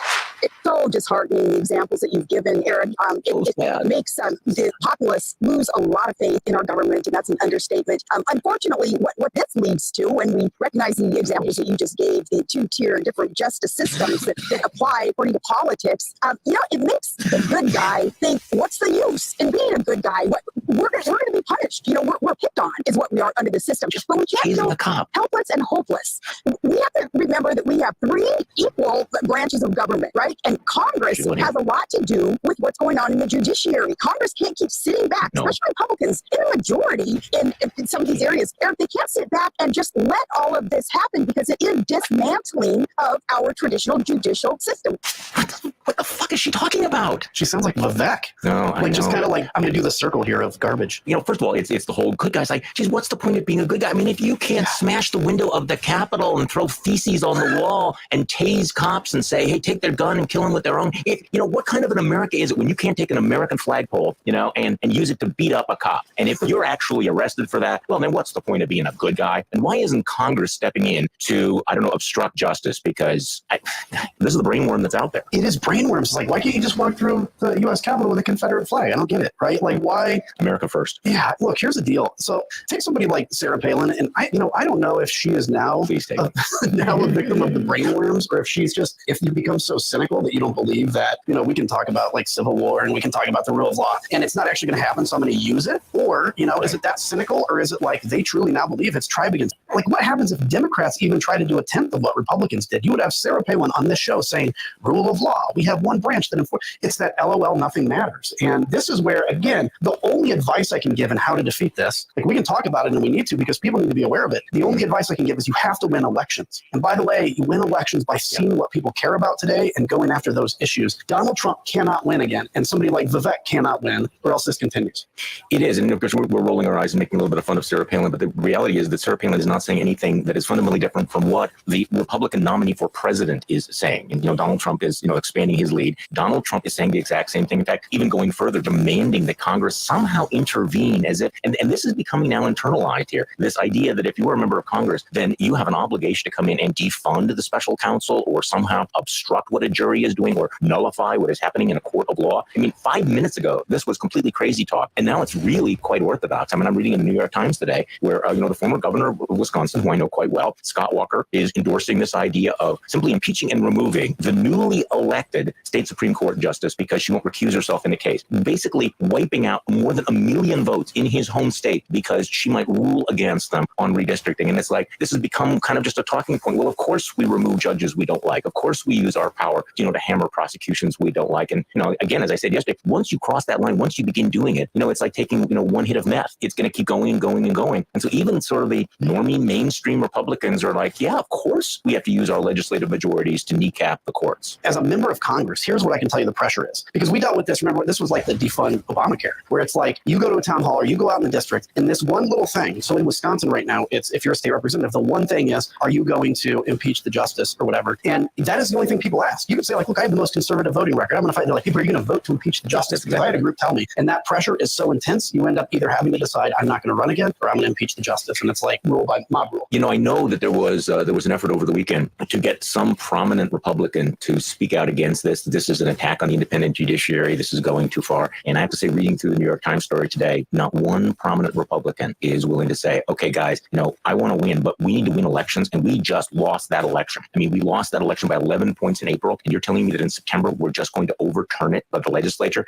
Now, the Democrats are pushing back. I don't know much about how this is playing out, but I'm reading that they're actually going to have like a $4 million campaign just attacking this, going on the air saying, look at what the Republicans are doing. And this is going to just backfire in their face. Okay, let's leave this to the side. There's so much else going on. All right, so other big development. Special counsel Jack Smith, warning Tuesday. The former President Trump's daily statements threatened to taint a jury pool in Washington in the criminal case. Trump's provocative comments about both Smith's team and the judge, Tanya Chutkan, who's presiding over the case, have been a central issue since the indictment was filed last month. Prosecutors have repeatedly signaled their concerns about the impact of Trump's social media posts. Tuesday's complaint from the Justice Department underscores the extent to which Trump's social media attacks are testing the patience of prosecutors and risk exposing him to sanctions from the judge. So your thoughts on this? Because, of course, we're all wondering, when are the judges going to say enough is enough, or is Donald Trump going to be immune from that?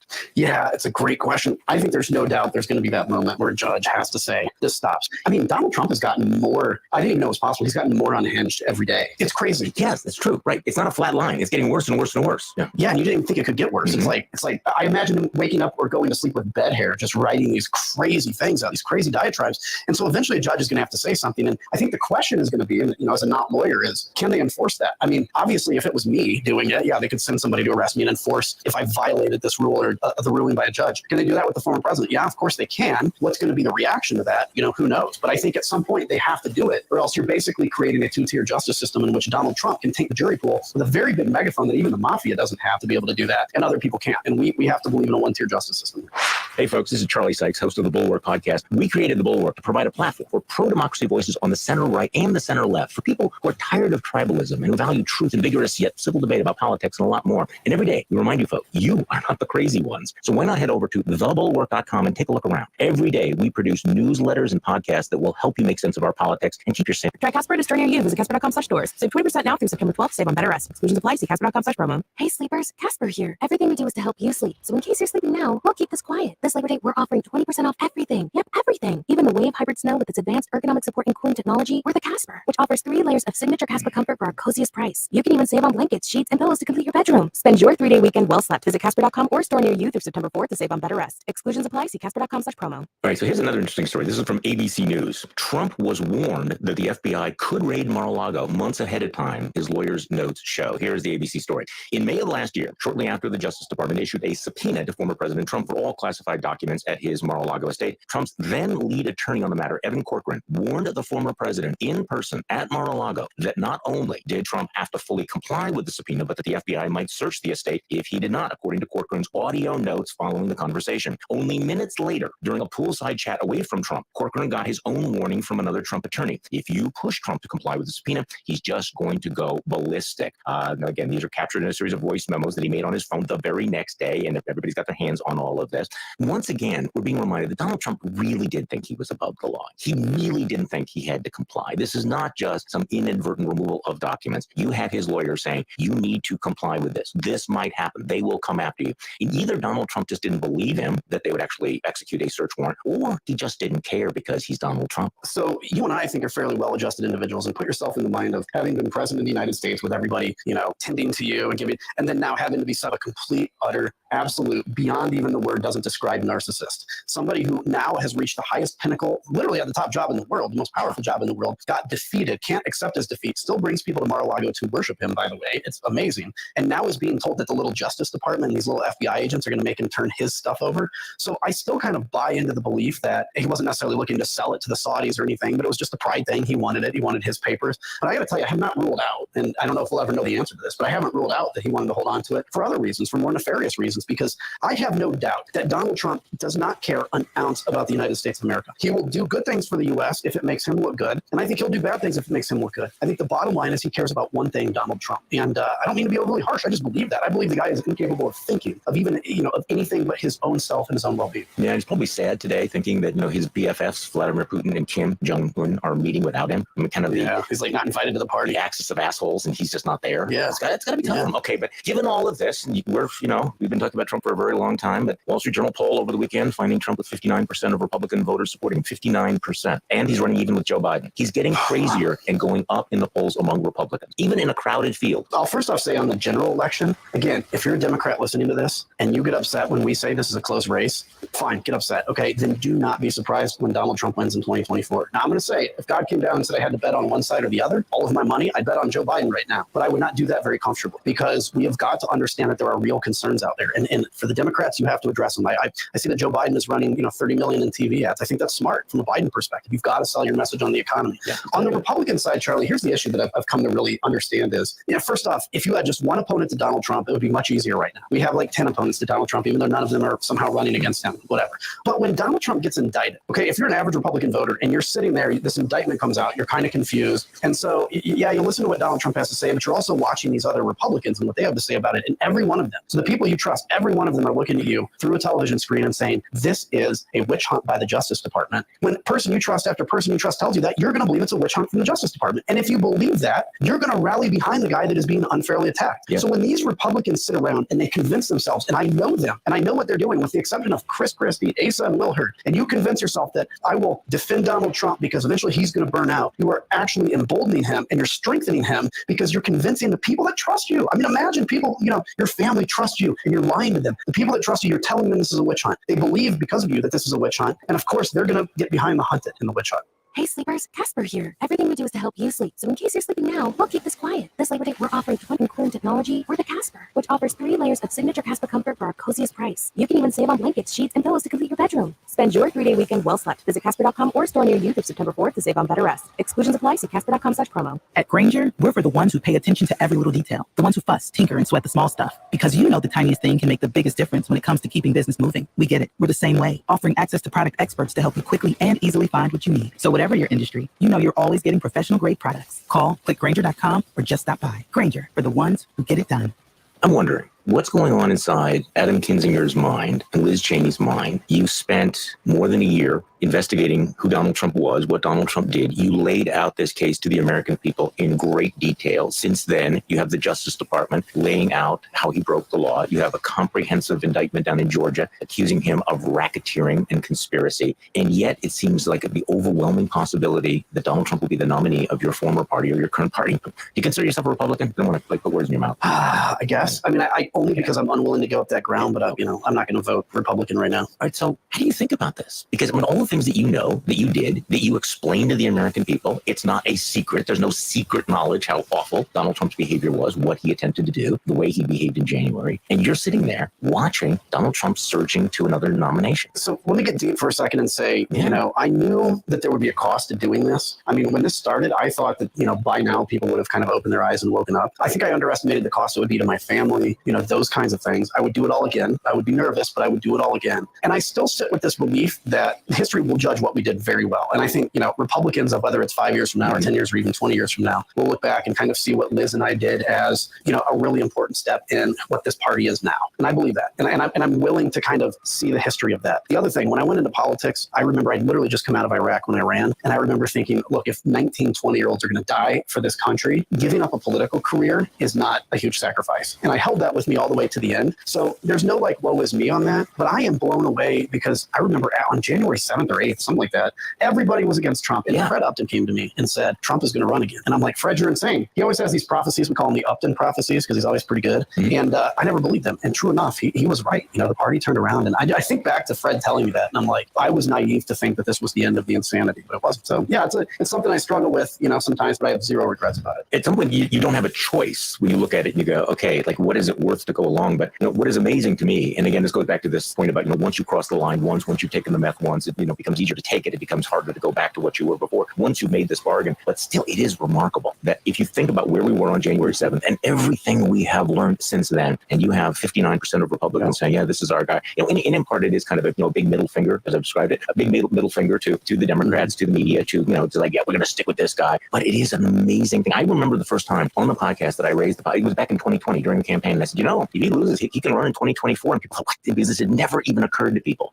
And I keep also thinking about what must be going through Ron DeSantis' mind, because that there were people who told the media, off the record, well, okay, things are kind of bad right now. Our candidate completely sucks, but wait until those Georgia indictments come down, because that will turn things around. Because there was, even recently, this residual hope that something would happen that would turn the voters against him, but they weren't. But I'm at this point, and let me bounce this question off you. What would have to happen right now? What would have to happen between now and next spring for Republican voters to turn against Donald Trump? What would he have to do? That is a really good question.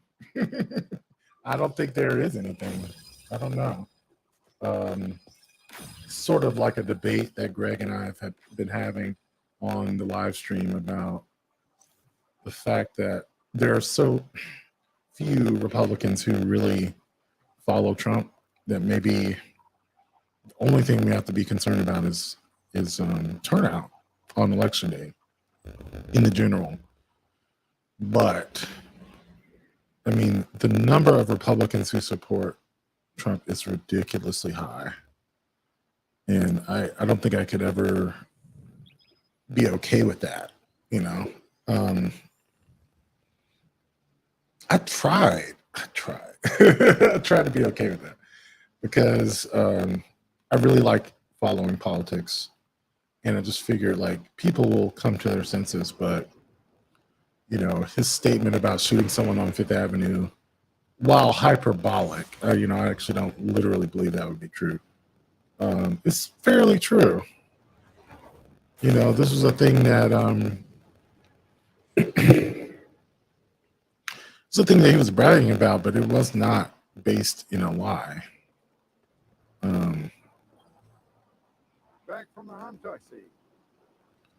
Now, whether or not it is completely intentional or just his personal way of selling himself, it's pretty clear that Donald Trump is good at spinning his own reality about things. So there's no amount of rational conversation that's going to convince the truly converted to abandon their orange God king, as they said. You know what I mean? it's going to have to come from him. You know, there's going to have to be something that Donald Trump does to break the illusion, I suppose. But even then, I don't think people rush to Joe Biden, right? They just kind of quietly shut the fuck up. I mean, that was something I was listening to on another podcast.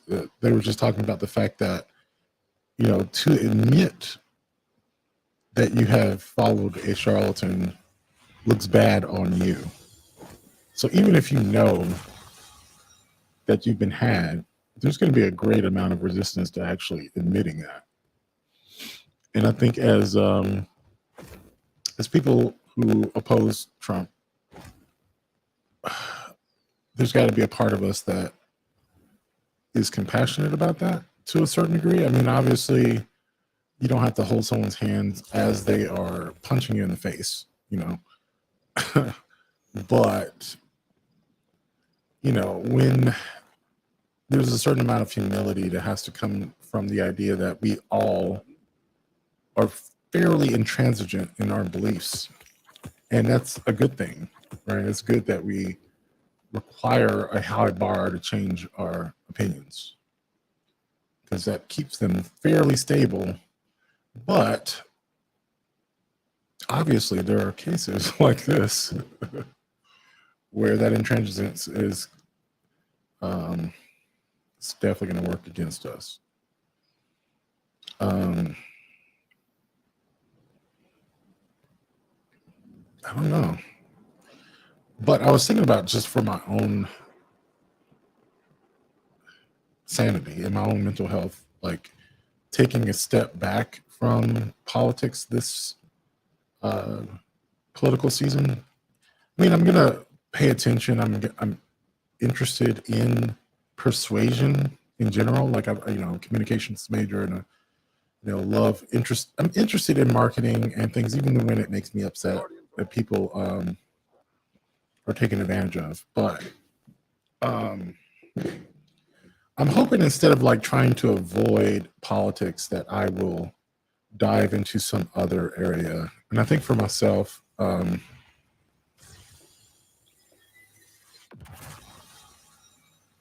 you know, I guess self-development is a major plus for me.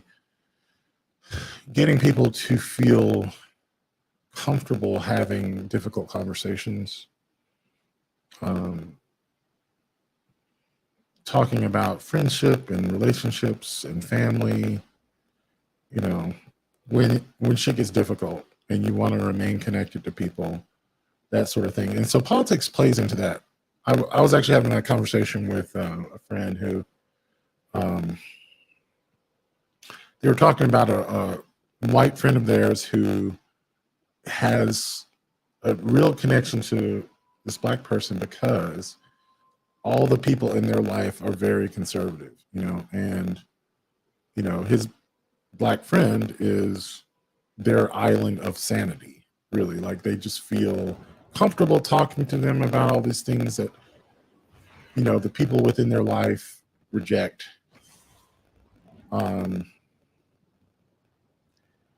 And I guess the question my friend had was like, should I be upset that he is not attempting to change the minds of the people around him?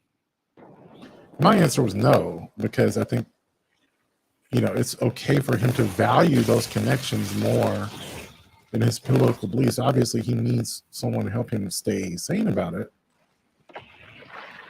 But I do think, like, actual human, you know, emotional and relationship connections matter more than politics. However, I think that can only take you so far.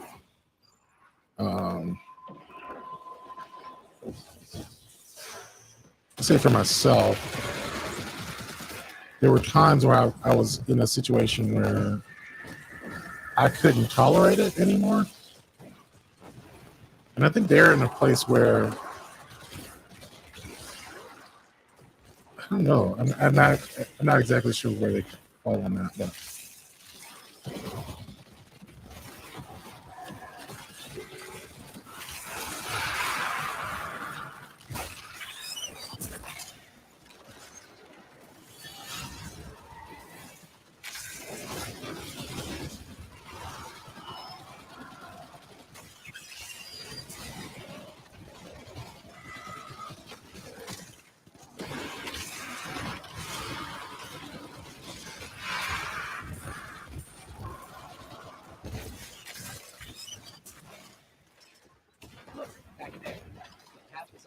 So yeah, that's an interesting thing. So anyway, I don't have many news stories to go for the live stream tonight, but I think after the strike, I'm going to get that newsreel together. Oh yeah, and things that are making me happy. I don't have that at all, and that should be like the first thing I schedule, or the funny videos. So.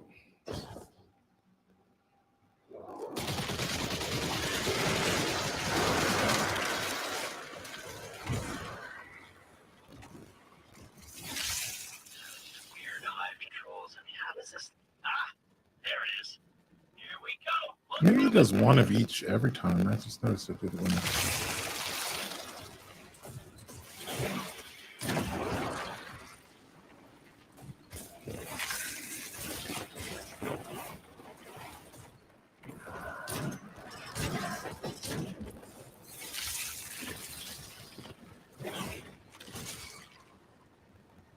Damn.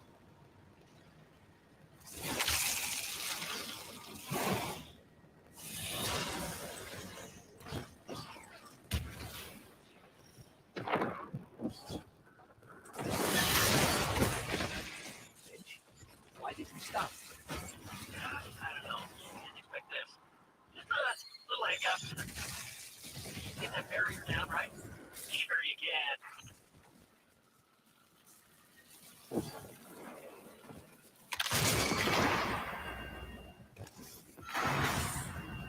you did it! Good job. Well, it's on the move again.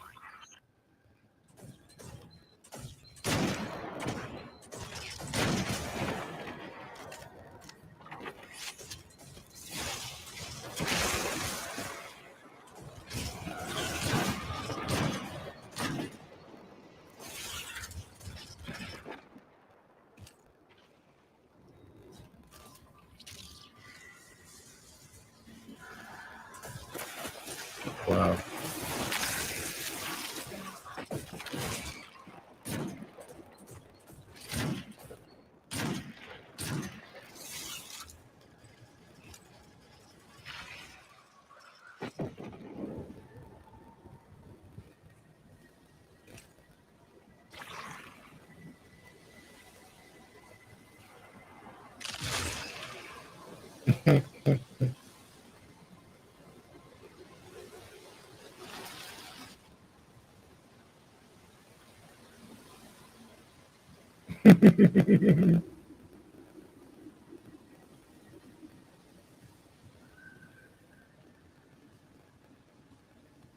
Finch, we're stuck again.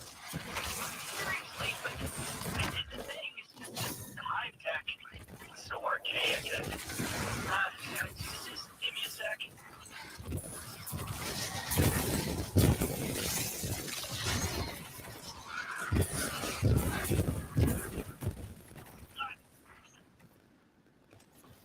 Okay,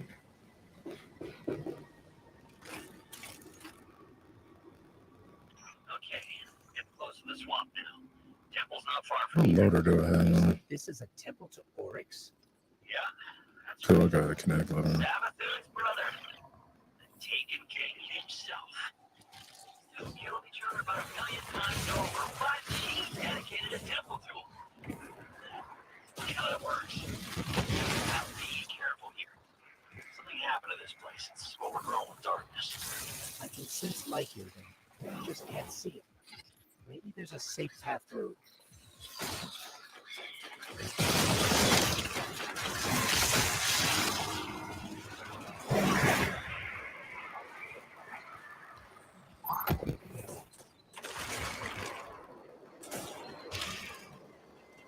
like we're all clear.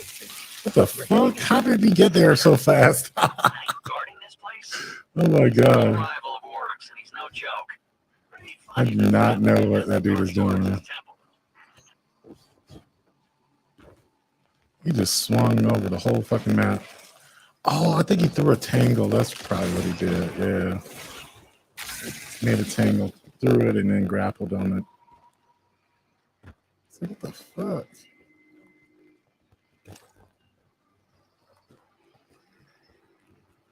I've never done that, but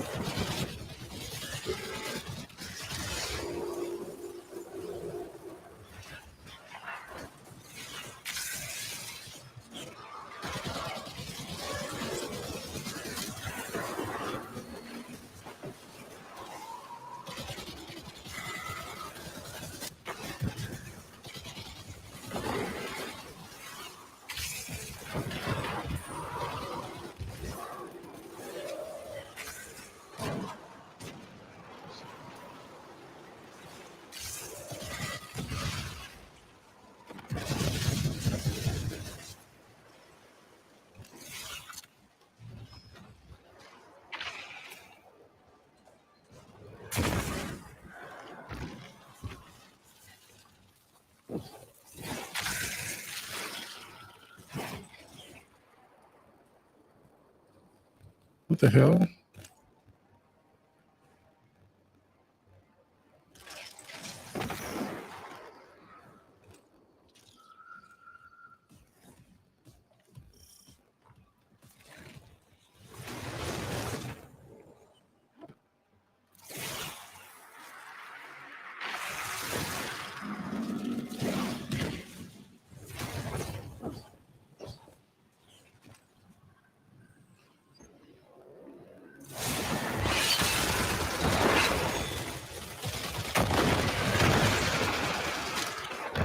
Okay, I didn't know you could do that.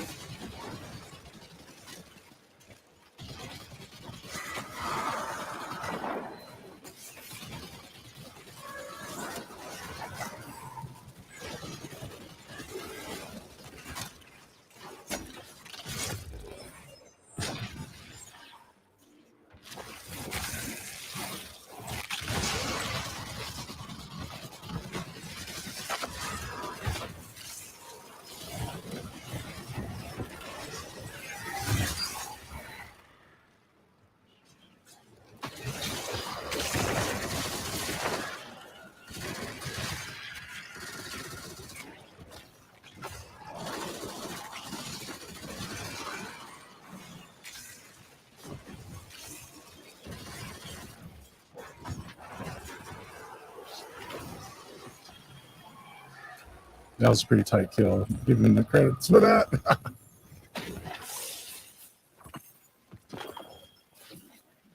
Might have had those Star Eater scales on. I wonder if that's what he was wearing.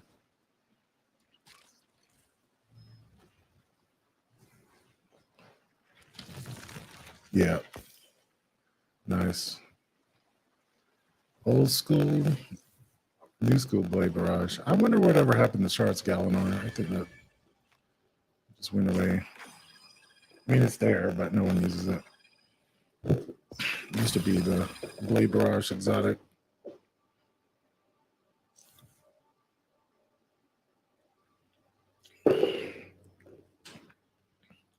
Is that Blade Barrage is so much fun. Like, it was definitely the coolest thing they added in Forsaken. Maybe Well of Radiance was pretty cool too.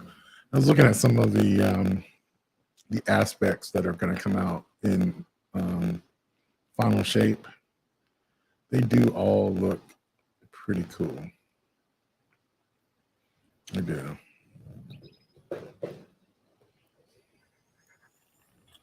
All right. On that note, let me get off of here. Join me tonight. That's Devon's. This is mine. Tonight at 7, I'm going to be doing those topics that I just discussed earlier, and news and things that are making me happy. So I'll catch you tonight at 7. Later.